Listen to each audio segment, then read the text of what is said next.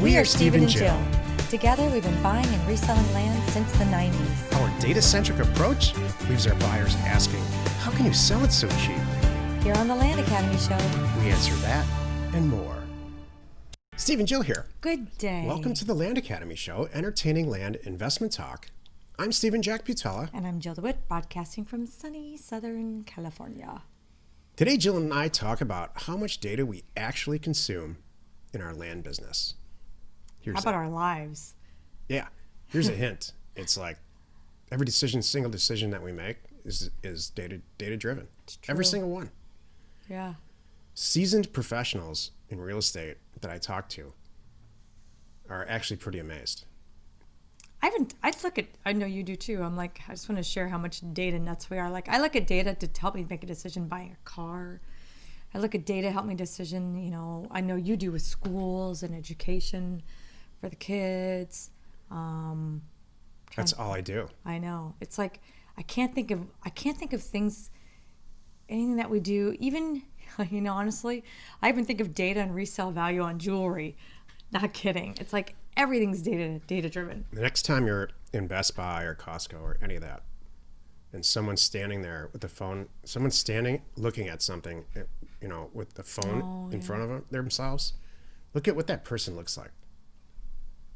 Why do they look like us? Yeah. Oh, yeah. Because they're on there checking the ratings. A bunch of geeks. Yeah. They're looking at the ratings. They're looking at the price. They're doing research. Can I get it better they're on looking Amazon? at data. They're looking at data. Yeah. Mm-hmm. Looking at data to make a decision. And often in Costco, specifically with electronic, Costco has very high quality electronics for a very good price. Some of the time, not all the time. It's sometimes, you know what it is? I believe that to be true. The only thing about Costco, it's sometimes limiting. They can only have so much. That's right. The thing. You can't always go there and get the video camera that you want or need.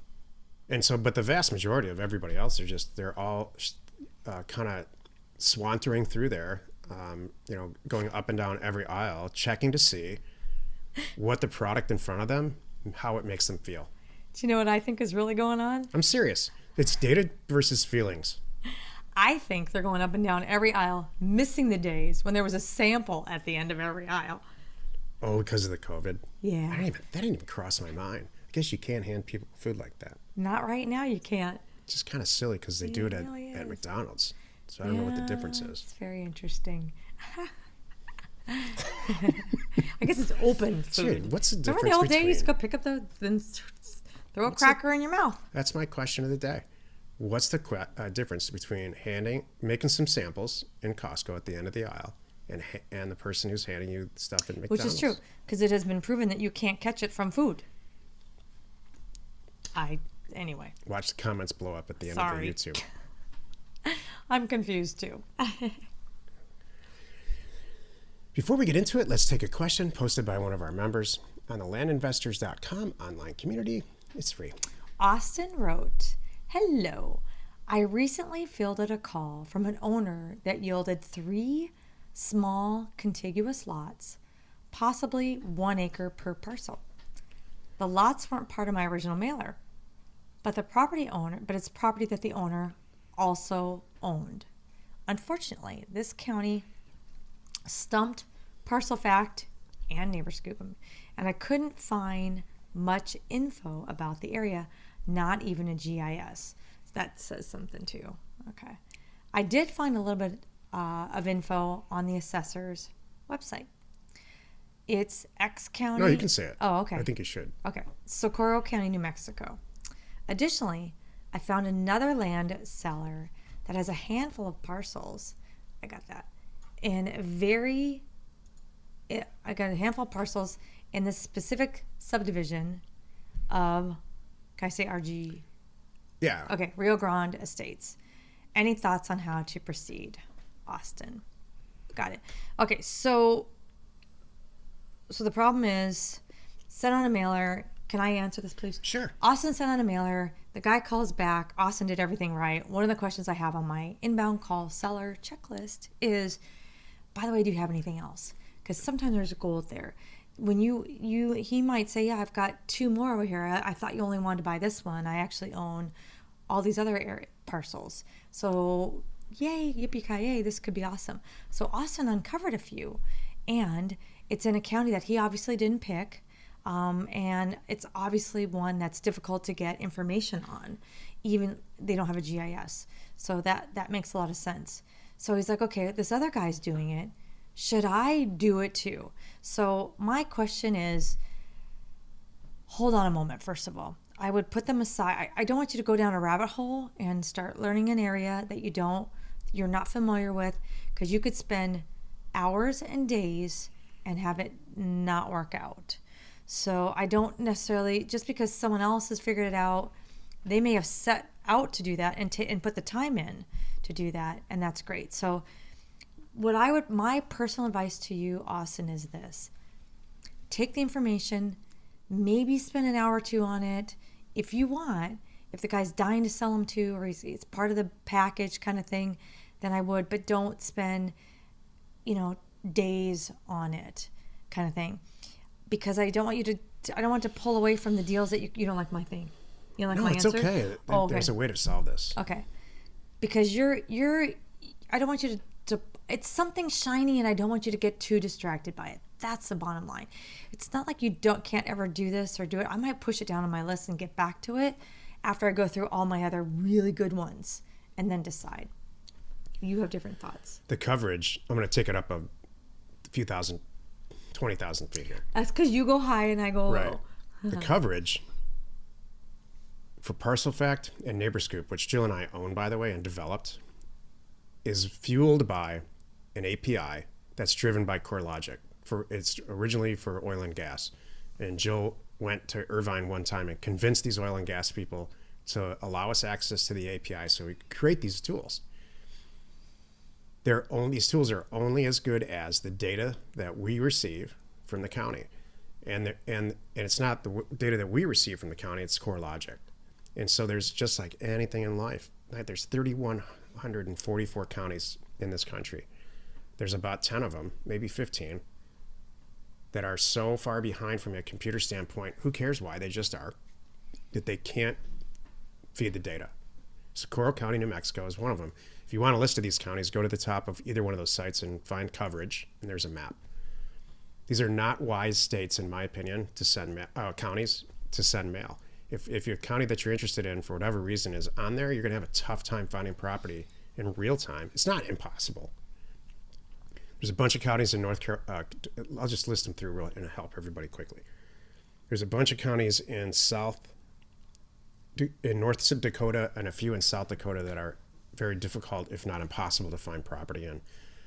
There's certain counties in Oklahoma that are very, very tough to find property in. There's about 4 or 5, which is a lot as a percentage, in northern New Mexico. There's a bunch in Arkansas. East Coast, not so much. It's actually pretty good. So you want to make this part of your county mailing decision process. Socorro is not so much hard to find property. It's just that it's a mess internally. So you'll get an APN and you'll have a legal description, and there's 10 properties in there, but they're not delineated out because the county just chose not to do it. So I kind of spaced out a little bit while Jill was talking, but did you cover, like, just moving on? You want to move on. That's good because I spaced out too. what I was just saying? Yeah. I'm like, look, you want to move on. We hear wah, wah, wah, wah, wah. You can't find the property. That's part of the problem. Then neither can your buyer. Yeah, so that's the thing. I just don't want you to waste too much time and energy when you... Look, Austin, I've been in your shoes, and I said, doggone it. Me too. Why did I waste 2 full days on this stupid thing I couldn't find, and then it ended up being a mess because somebody was dead anyway, and I forgot to ask that question, kind of thing. Like, what was I thinking? It was not what I was mailing for. It was not in my property type. It's not an area I know, and I should have focused my energy on this because I would have made $5,000 yesterday if I just knocked this off. That's what I just want to caution you about. So let me add one more point, and we'll end on a positive note here. This disgust for not being able to find property fueled why we created Parcel Fact and Neighbor Scoop. True. Why Joe went to Irvine and begged and pleaded to get this access to this API.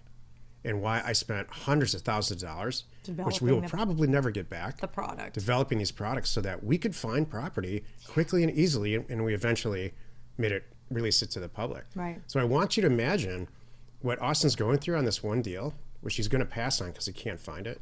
Multiply that times every day of our life, trying to go find property on a county GIS site for decades, right, and being disappointed. It was hard.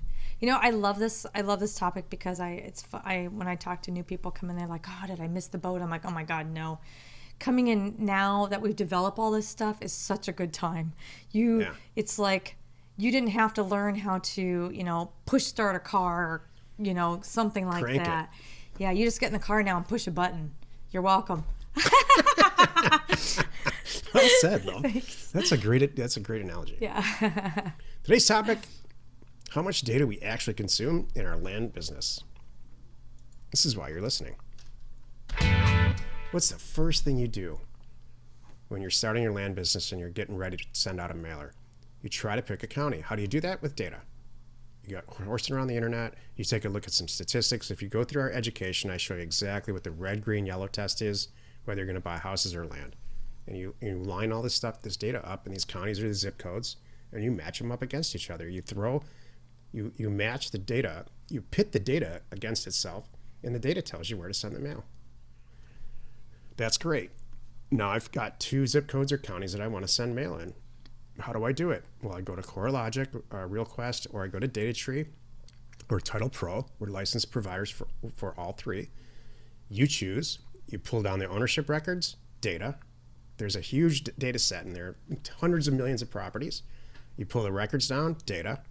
Sift through the data. You scrub the data and get a data set ready to go. Price it. How do you price it? Well, you look at data with completed sales and current sales. Get it to O2O. They take the data, just put it into a mailer. The mailer goes out. The mailers come back. The people who want to sell their property, it all comes back. How do you decide whether or not you're going to buy it? Well, you look at the data on the internet about whether or not you actually want to do that deal. Does it have access? You look at all the data that's provided in RealQuest, NeighborScoop, and ParcelFact, and wherever else you run through your due diligence. And you decide to buy it or not. Let's say you buy it. You buy a predictable percentage of them, probably 50 to 60% of the stuff that comes back you buy. You go to sell it. How do you do that? You pull all the neighbors' records. You look at the data for everybody who owns property in a mile radius. That's data. Pull that data, send them a neighbor letter. 50% of the time you do that, you're going to sell the property right then and there. Pricing Every too. single step of the way. There was one little piece too, like what sales price do I set? Data. I'll tell you. And the data tells you that too. That's great, guys. What doesn't involve data? I'll tell you exactly what. Hiring. A crappy piece of real estate. Oh, wait, say it again? A crappy piece? Wait, we talk about data 98% of the time. It can be overwhelming for certain people. There are times, this happens a lot with houses, but it also happens with land, where all the data points to this is a bad-ass acquisition and resale. And when you actually look at the piece of property, this is where being experienced or being in a group like this is really helpful. You look at the actual asset, the actual house that you're going to buy, or the actual piece of property, and you realize it's a pile of crap and you can't resell it. There's no data that's going to tell you when you're standing in front of a house, it just sucks. It's going to tell you price per square foot. It's a great idea. It's going to tell you what the algorithms all say, and you can analyze and crunch this very consistently. And if you do enough deals, it'll get absorbed. If it doesn't work, it'll get absorbed in that. Right. But in the end, if you walk through a house and it smells like, it smells like something you can't get the smell out. Or like fatal flaw, like a cracked foundation. Or, it's great. It's not in a floodplain, but it's flooded when I get there. So the data says it's fine, but not when I get there, whoever you send out there to look at it. Or the picture, the current drone pictures look nothing like you pulled up on Google Earth. That's the only part of this that doesn't involve absolute data. What's funny about that? I was listening on someone else's podcast a couple of weeks ago, and this exactly happened to them. So, like, they had auction bought a house, thinking they killed it, and they went in, and it was wet everywhere. But here's what they found out: the good news was, the problem. They of course panicked because like, oh no, what did I buy? But the reality was, the place was so trashed and so poorly kept that whoever was there last, their way of trying to clean it up was hose the whole thing out. Carpet and everything. Like That's like a single guy's dream. Yeah, like they hosed off the whole house inside, and it just like and of course it just stuck there. All the water was still there, so they could recover from it, but they were just like, oh no, what did I buy? But you're right, you can't find that in the data. So when's the last time you watched HGTV and they talked about data? Never. Yeah, it's true. Never, because people, and flashback to Costco again, there's one or two weirdo guys leaning up against the wall and standing in front of some pots and pans or a bottle of vodka and looking through their phone saying, you know what, they're going to make a decision based on data, not so much on price or whatever. Hold on a second. The vast majority of the whole planet has no idea what the show is about. That's why this group that we have of people are so special. That's why if you're going to go buy and sell real estate, there's a lot of places you can learn. There's a lot of different types of real estate that you can buy and sell. That's what makes this so unique. We consume data in our land business on a minute-by-minute basis. Go ahead. You just shared a very beautiful personal moment with all of us. I personally do not let data choose my alcohol or my pots and pans, but some of us I do. Yeah. I don't. How are these rated? Why would I spend $150 on this? I'm not saying your way is wrong. I know. I just think it's kind of funny. I think it's funny too. I know. So thank you for sharing that. That was beautiful. It's not so much that it's going to change my mind on the brand. I've chosen a brand. It's like the pricing and the shipping, and does it ever? I've been running a little Excel list or a table in my head about whether or not it makes sense to ever go to a store again. And I think in the end, the answer is no. I did a technical paper a lot of years ago about, is it cheaper to go out to eat or is it cheaper to eat at home? And here I sampled all kinds of stuff. I spent a lot of time on it. And what's the data say? The conclusion is this. I think I know what it is. It's the same. Oh, I thought it was going to be eating out's cheaper. It's about the same. It depends on the people. Does it depend on the number of people? Not really. Oh. It's about this. Okay. Well, yeah, I think if you're feeding 25, for one or two people, it's the same. For 25, you better. Right. That's what I thought. Okay. But here's where everyone fails. And this is the whole point of the paper. No one has an empty refrigerator. No one. You still go to the people still go to the grocery store and buy stuff, even though you say, you know what, it makes more sense to go out to eat. And I like, and all plus the added non-data benefits of, I don't have to cook. There's still some stuff about people who are not going to follow their own rules, or they're going to look at that data and they're going to say, yeah, the data says I should be mailing this county in Florida, but when I was a kid, I used to go to this other county in Florida, and it was a lot of fun. I'm going to mail that county. I have a feeling. I'm going to go walk into the casino today. I feel lucky. People don't listen to the data, so knowing that it exists is only part of it. Is that a poke at me?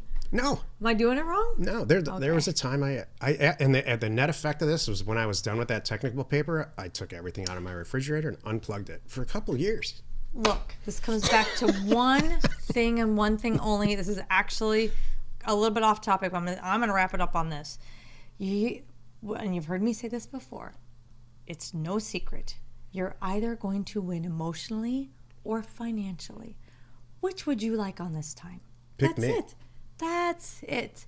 So when I win financially, I do win emotionally. Well, that works for you, okay? And you know what? And I feel the same way. I just bought a new car, and I feel great financially and emotionally also. You know, I picked what I wanted. I picked what I wanted emotionally, and then I got the best price financially. So you go out on the internet and you flip through a dating site, and you're looking at the guys, and you're looking, and I like this guy sort of, this guy, no way. You're looking at data. You're making a data choice. You're not looking at data. You're looking at a picture. That's emotional. You don't read it? No, that's what you just said. Wait. Hold on a second. Are you like? Jill, hold on a second, okay? Just hold on. Let me set this up. Okay, all right. Okay, go ahead. You're pulling, however you are trying to find a man.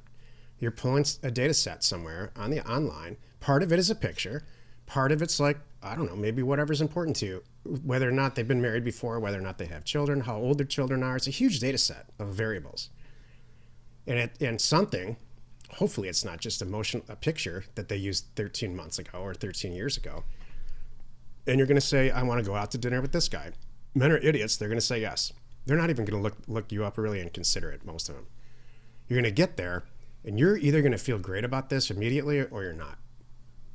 Tell me where I'm wrong on any of this. I disagree 100%. Oh my gosh, go ahead. Yep. Nope, that's not how girls are. This is good for men. No. We look at the picture first. Come on. And then we'll figure the other things out. And then we're going to, because you know why? Every woman thinks they can solve it and fix it. So, he doesn't have the best job now. He will when I'm done with him. Hey, how'd that go for you? Yeah, I know.